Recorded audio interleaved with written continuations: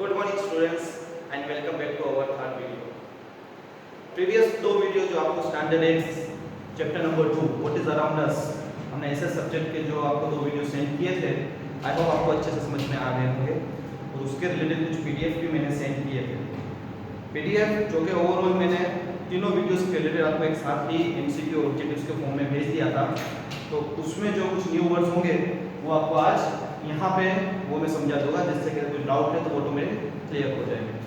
और I hope कि आप अपने फेसबुक के अंदर टाइम टू टाइम जो भी पीडीएफ में सेंड कर रहा हूँ वो फिलअप भी कर रहे होंगे और प्रिपरेशन भी साथ में कंटिन्यू रखी होगी। तो लेट्स स्टार्ट। हमारा थर्ड वीडियो आज का जो है उसका फर्स्ट पॉइंट है एटमॉस्फेयर। प्रीवियस वीडियो के अंदर हमने लिथोस्फीयर और हाइड्रोस्फीयर के बारे में थोड़ी चीजें हैं जो आईएमपी फॉर्म था वो हमने अच्छे से समझ लिया। अब हम जा रहे हैं हमारे थर्ड स्फीयर के ऊपर जिसका नाम है एटमॉस्फेयर। यहाँ से कंटिन्यू करेंगे। ओके, हाँ, फेसबुक और पेन अपने साथ ही रखिए जिससे कि जो एटमॉस्फेयर के पॉइंट्स और आगे के जो पॉइंट्स आएंगे वो आपको नोट डाउन करने हैं। Okay, let's start. Starting atmosphere, the sphere of air that wraps the earth from all sides is called atmosphere। Starting ही हो गई है आपको फेसबुक में नोट करने की। सबसे पहला सेंटेंस ही आपका आईएमपी नोट बनेगा। क्या है, आपको डेफिनेशन दी है एटमॉस्फेयर। एटमॉस्फेयर हमको पता है क्या है, हमारे आसपास के वातावरण को जो कहेंगे एटमॉस्फेयर इंग्लिश के अंदर। अब उसका डेफिनेशन आपको कैसे लिखना है, तो लिखना है कि जो स्फीयर है, जो हवा है, वो अर्थ को रैप कर रही है यानी कवर कर रही है वो from all sides, her side से। कभी मैं खड़ा हूँ यहाँ पे, आप बैठे हैं तो आपके पूरे आसपास ऑक्सीजन है, एयर है, जर्म्स है, कीटाणु, हर कोई चीज है। तो ये सब एटमॉस्फेयर का ही एक पार्ट है। तो वो सब हर साइड से जो कवर करती है उसको हम बोलेंगे एटमॉस्फेयर। यहीं से फर्स्ट डेफिनेशन है वो आपको लिखना है। पॉज कर देना वीडियो कुछ मिनट के लिए। ओके, कंटिन्यू करते हुए, it extends approximately up to 1600 kilometre from the surface of earth. अब यहाँ पे क्या बताया है कि इसका अंदाजा इन्होंने कितना रखा है कि अर्थ की सरफेस से 1600 किलोमीटर तक आपको एटमॉस्फेयर है वो मिलेगा। उसके बाहर चले जाएंगे, आप मूवीज में देखते हैं ना, वो स्पेसशिप जैसे एटमॉस्फेयर के बाहर निकलता है तो वहाँ क्या होता है, गुरुत्वाकर्षण जो हमारा ग्रेविटिकल फोर्स है वो खत्म हो जाता है और लोग हवा में उड़ने लगते हैं। मूवीज में देखा है, कभी ट्राई मत करना, यहाँ पे ग्रेविटेशनल फोर्स है, गिर जाओगे और लग जाएगा, तो ये ट्राई नहीं करना है। बट एक याद रखनी है ये चीज को कि 1600 किलोमीटर के एरिया तक लिथोस्फीयर में हमने सबने डीप देखा था ना कितना ऊंचा है। यहाँ हम आसमान की तरफ जाएंगे, ऊपर तक, तो कितना ऊपर जाएंगे 1600 किलोमीटर तक। अब जितना भी जाओगे वहां तक आपको क्या मिलेगा ऊपर की तरफ, atmosphere.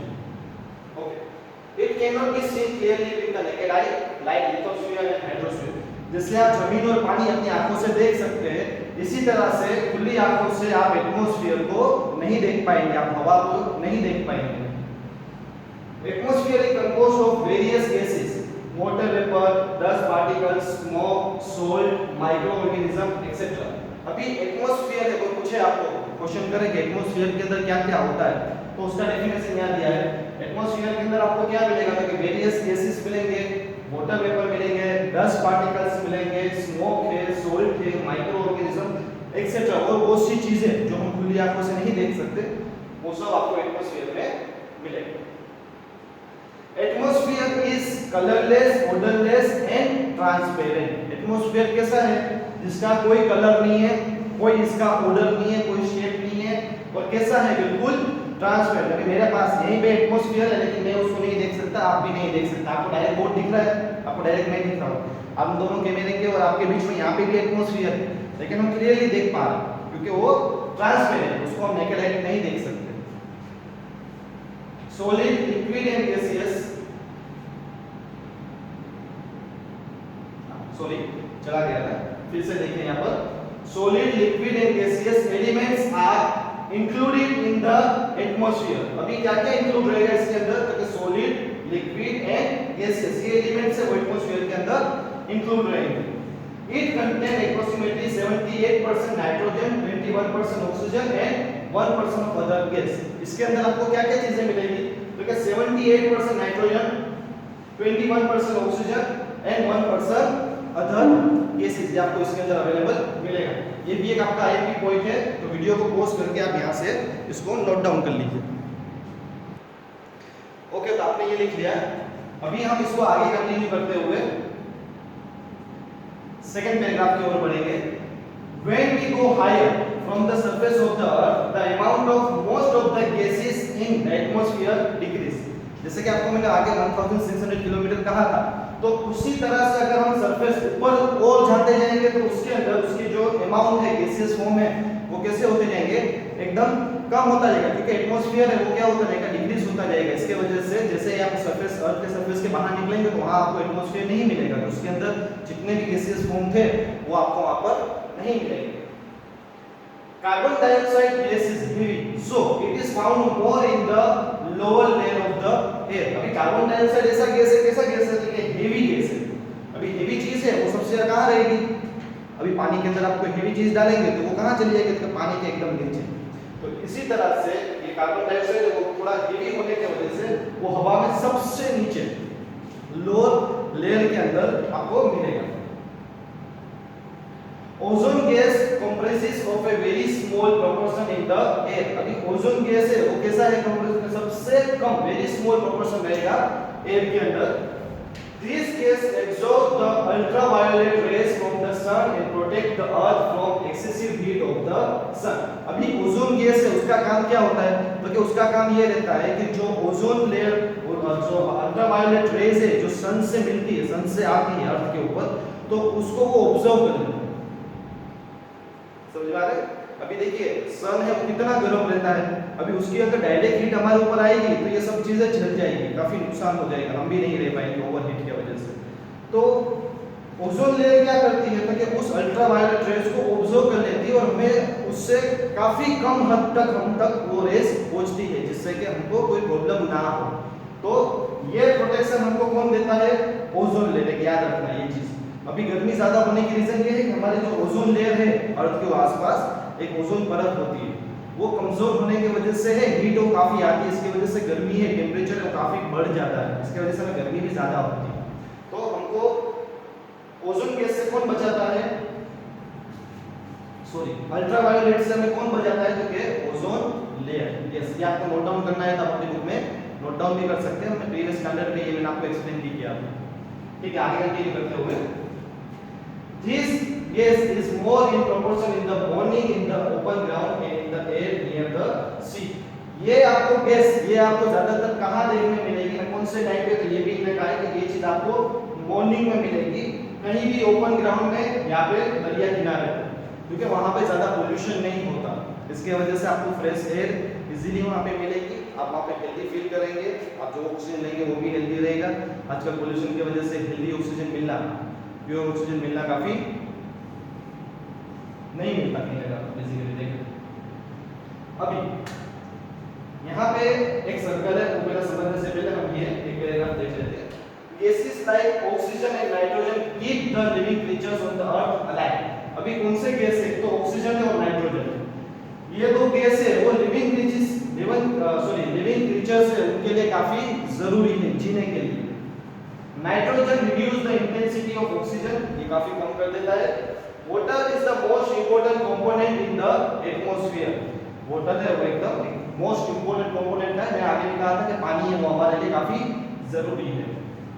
Due to heat the water in the form of vapour evaporates and mix with air which is known as moisture।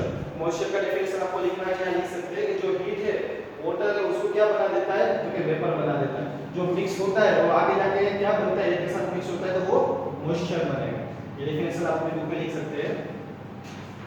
आगे कंटिन्यू करते हुए यहाँ से the process of cooling of vapour is called condensation. ये question आ सकता है what is condensation, तो उसमें आप ये पूरी प्रोसेस लिख सकते हैं कि the process of cooling of vapour, water vapour की जो प्रोसेस है ठंडा होने की, उस प्रोसेस को कहा गया है condensation.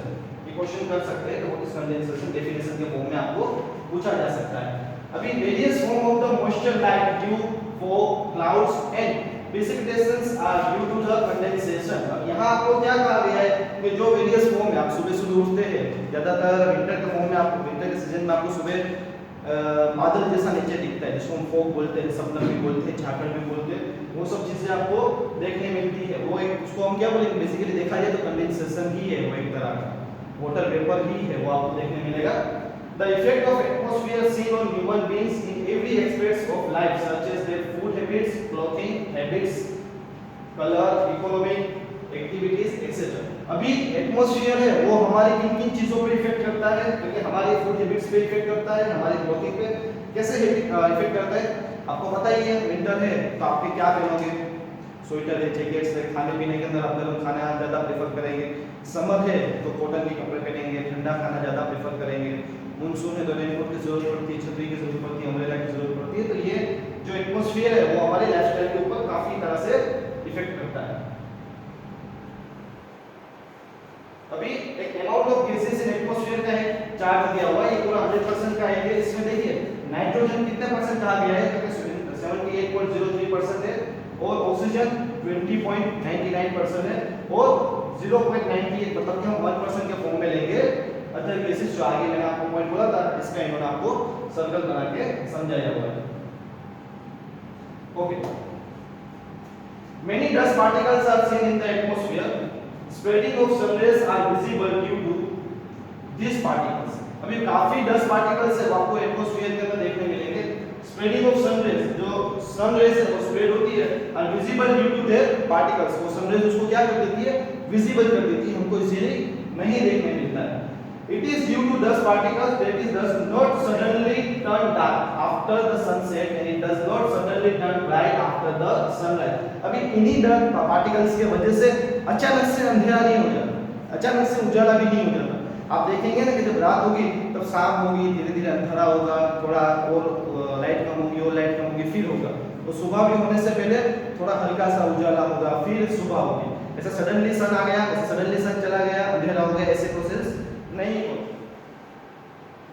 The sun rays are reflected back with the help of these dust particles on the surface of the earth and we receive the light of the sun. अब यहाँ क्या कहा है कि the sun rays है वो reflect करती है बैक, उसे टकरा के रिफ्लेक्ट करती है, and dust particles और surface के वो जो dust particles दिया हुआ है वो क्या रिसीव करती है, लाइट। किसके पास से, light of the sun. We are able to listen to the sound due to the pressure of atmosphere. हमको साउंड है वो कैसे सुनाई देता है, इसके पीछे भी रीजन क्या है, प्रेजेंस ऑफ एटमॉस्फेयर। एटमॉस्फेयर के वजह से आपको साउंड है वो सुनाई देता है। बेसिकली अभी मैं बोल रहा हूँ तो यहाँ पे कुछ ऐसे पार्टिकल्स मेरे आसपास है जिसको टकरा टकरा के साउंड है वो स्प्रेड हो रहा है, वो जा रहा है। तो साउंड को सेंड करने के अंदर भी एटमॉस्फेयर वो काफी महत्वपूर्ण, काफी इंपॉर्टेंट रहेगा। That is why radio and Doordarshan telecast is possible. अभी इसके पीछे ये रीजन है कि विदाउट वायरिंग, विदाउट किसी चीज के सैटेलाइट के थ्रू जो रेडियो टेलीकास्ट किया जाता है, दूरदर्शन टेलीकास्ट किया जाता है, उसके पीछे का भी रीजन यही है कि जो साउंड छोड़ा जाता है वो उन 10 पार्टिकल्स के थ्रू एक जगह से दूसरी जगह, क्योंकि पूरा अर्थ कवर है इस चीज से, तो उसको इजीली सेंड किया जा सकता है, थ्रो किया जा सकता है।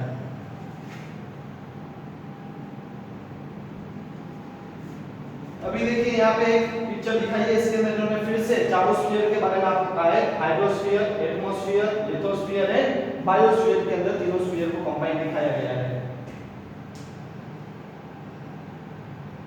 हमारा नेक्स्ट पॉइंट है बायोस्फीयर। अब हमने जो तीनों स्फीयर को समझा है, लिथोस्फीयर, हाइड्रोस्फीयर और एटमॉस्फेयर, ये तीनों स्फीयर का कॉम्बिनेशन रहेगा बायोस्फीयर के अंदर।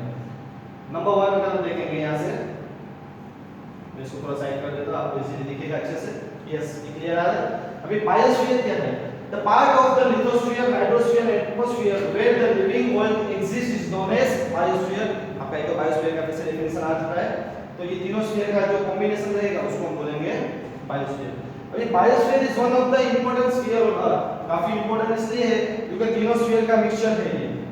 मैंने बोला ना, कोई एक भी स्फीयर नहीं रहेगा तो लिविंग जो हमको जीना है उसमें पॉसिबल नहीं होगा, लिविंग थिंग पॉसिबल नहीं रहेगी। Earth is the only planet in the solar system having a biosphere. ये भी हमने डिस्कस कर लिया था, हमारे सोलर फैमिली के अंदर एक अर्थ ही ऐसा प्लैनेट है जिसके ऊपर बायोस्फीयर आपको मिलेगा। Biosphere includes vegetations, animal, insect and human beings. Yes, we obtain food and many other necessary things from biosphere.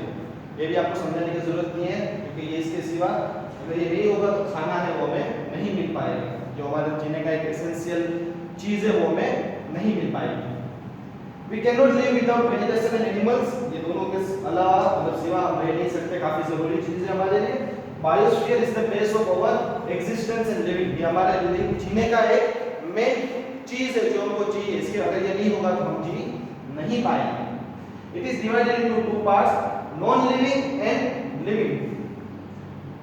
lithosphere, hydrosphere and atmosphere form the non-living part, while plants, animals and microorganisms are included in the living world. अभी यहाँ आपको क्या कहा गया है, इसको दो part में डिवाइड कर दिया है, एक नॉन लिविंग दिया है और एक लिविंग दिया है। उसमें लिथोस्फीयर, हाइड्रोस्फीयर, एटमॉस्फेयर है, वो किसमें दे रहे हैं, नॉन लिविंग में आ रहा है। फिर वाइल प्लांट्स है, एनिमल्स है, माइक्रोऑर्गेनिज्म है, वो किसमें जा रहा है, लिविंग वर्ल्ड में आ रहा है। अब एक क्वेश्चन क्या हुआ है आपके सामने, if man harms the earth by his activity then do you think it will affect this sphere?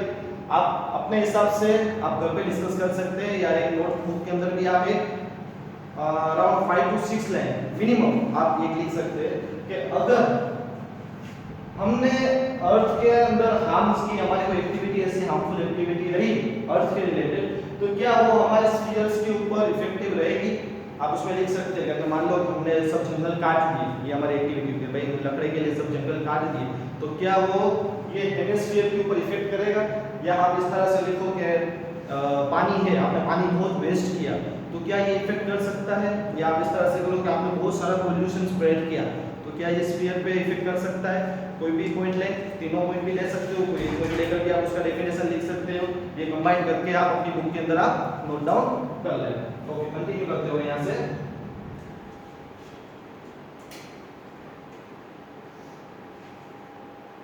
अभी आपको आगे बता रहे हैं, you human beings knowingly and unknowingly undertake many activities for their development। अब ह्यूमन बीइंग से यानी कि हम हैं, अब कभी कभार जानबूझकर, कभी कभार अनजाने में हम कुछ ऐसी एक्टिविटीज मतलब डेवलपमेंट हम करते हैं, कभी कभार हाँ हम जानबूझ के, कभी कभार हमसे अनजाने में भी ये चीज हो जाती है। अब human action causes an imbalance in the different spheres। अब ह्यूमन का जो एक्शन है वो क्या होता है, कभी कभार क्या इफेक्ट करता है, हमारा जो स्फीयर है उसको हम इम्बैलेंस कर देते हैं, कभी कभार हमारे वजह से उसका जो बैलेंस है वो बिगड़ जाता है। इसका डेफिनेशन जब आप आगे लिखेंगे एक नोट, उसके अंदर वो आएगा कि आपके क्या करने से स्फीयर के ऊपर असर पड़ता है। Due to this the balance of various sphere is threatened. कभी कभार हमारी ये मतलब कभी कभार आप क्या बोलेंगे कि कुछ एक्टिविटी करने से, हमारा कुछ काम करने से उसके ऊपर एक बुरा असर पड़ता है। बेसिकली आप तो ऐसा बोलेंगे कि स्फीयर तो क्या है, स्फीयर है हमारे चार, कोई ऐसा नहीं है कि कोई चीज है, कोई इंसान है, बट उसके अगर स्फीयर नहीं होगा तो लिविंग थिंग नहीं होगा। तो हमारे वजह से अगर उसके ऊपर बुरा असर पड़ता है तो बेसिकली वो डायरेक्ट हमारे ऊपर ही बुरा असर होता है। Underground nuclear testing, too much drilling for mineral soil and excessive drilling of tube wells affect the lithosphere and causes an imbalance। अभी इसके पीछे का एक छोटा सा इन्होंने डेफिनेशन दिया हुआ है, मतलब बात की गई ये चीज करने से हो सकती है। एक तो कहा गया है underground nuclear testing, nuclear testing है बॉम्ब में, उसको अंडरग्राउंड जमीन के अंदर ये लोग टेस्टिंग करते हैं, वन चीज। दूसरी too much drilling of the mineral oil, जमीन के अंदर जो मिनरल्स है उनको निकालने के लिए बहुत ज्यादा वो लोग खुदाई करके उसके अंदर से उसको निकालते हैं। फिर tube wells affect the lithosphere, फिर हम पानी के लिए ट्यूब वेल्स जो खोदते हैं जमीन के अंदर, जो पानी है बटन दबाया हुआ है आ गया, ये सब चीजें क्या करेंगे तो लिथोस्फीयर है उसका बैलेंस है वो बिगाड़ देगी। कोई भी चीज को अगर हम हद से ज्यादा इसको आप इस्तेमाल करेंगे तो वो चीज क्या होगी, तो खराब हो जाएगी। तो यहाँ पे भी वो चीज खराब ही हो जाएगी, अगर वो खराब हो जाएगी, अगर एटमॉस्फेयर नहीं रहा तो लिविंग थिंग्स भी रहना पॉसिबल नहीं रहेगा। The dumping of waste from villages and cities along with industrial waste into the water bodies pollute them। अगर हम कचरा है उसको हम अगर पानी में डालते हैं, फिर विलेज का हुआ, सिटी का हुआ या इंडस्ट्रियल का हुआ, तो वो पोल्यूट करेगा वाटर बॉडीज को, रिवर है, सी है, कहीं भी डालेंगे तो वो उसको खराब कर देगा।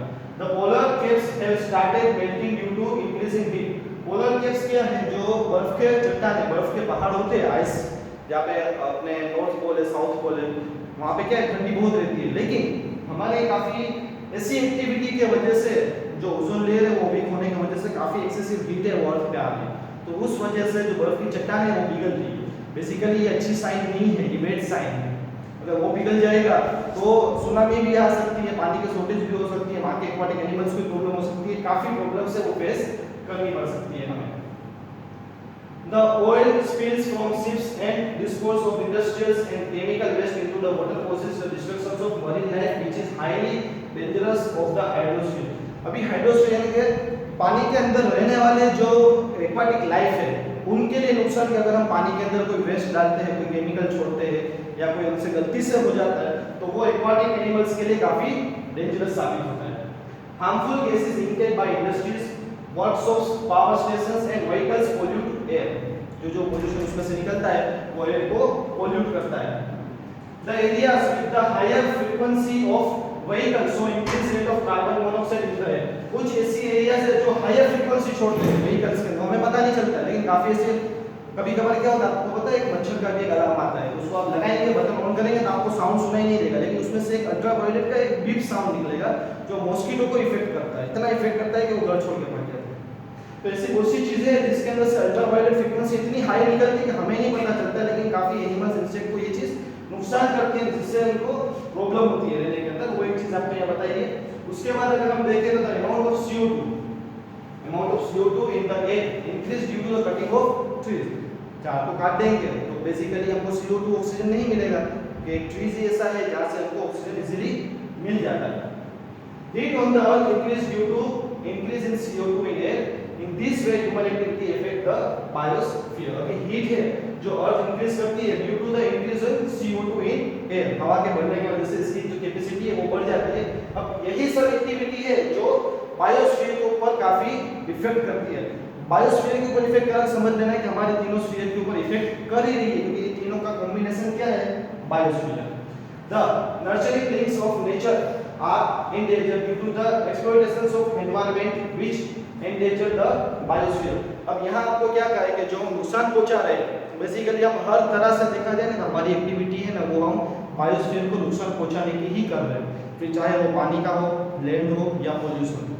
इसका बचने का एक ही है कि हम हमारे आसपास जो बायोस्फीयर है उसका हम ध्यान रखें, उसको हम पालें, मतलब कि अगर ट्रीज है तो ट्रीज का भी सीजन चल रही है तो आप प्लांटिंग करें जिससे कि CO2 है वो इंक्रीज हो, टेम्परेचर है वो कम हो, आपकी हेल्थ अच्छी रहे, हमारी सबकी हेल्थ अच्छी रहे, किसी को प्रॉब्लम ना आए। तो इसके लिए खास अभी सीजन है तो आप ये प्लांटिंग कर सकते हैं। कम से कम एक ट्री तो प्लांट करना ही है जिससे कि CO2 है वो इंक्रीज हो और जो हीट टेम्परेचर बढ़ता है वो डिक्रीज हो। तो ठीक है स्टूडेंट्स, ये हमारा पॉइंट है, यहीं तक था, हमारा ये चैप्टर यहीं पे कंप्लीट होता है। आई होप आपको चैप्टर अच्छे से समझ में आ गया होगा, और ये चैप्टर के थ्रू जो मैसेज मैंने आपको बीच बीच में दिए हैं कि हमारे अर्थ को किस तरह से सेव किया जाए वो भी आपको समझ में आ गया होगा। आप घर पे भी करते ही है, आई होप आगे भी करते रहेंगे और लोगों से भी हेल्प का ये बोलेंगे कि हमें अर्थ को सेव रखना है, पानी बचाना है, बायोस्फीयर को सेव करना है, और आगे दूसरों के लिए ये चीज़ का मैसेज छोड़ते हुए जाना है कि हमने ये किया है तो आपको भी ये चीज़ फॉलो करनी है।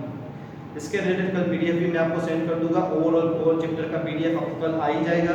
फेसबुक पर अच्छे से फिलअप कीजिए, प्रिपरेशन कीजिए, कुछ भी डाउट आता है तो आप एनी टाइम मुझे कॉन्टेक्ट करके पूछ सकते हैं। घर पे रहिए, सेफ रहिए और अपनी स्टडी कंटिन्यू रखिए। Thank you.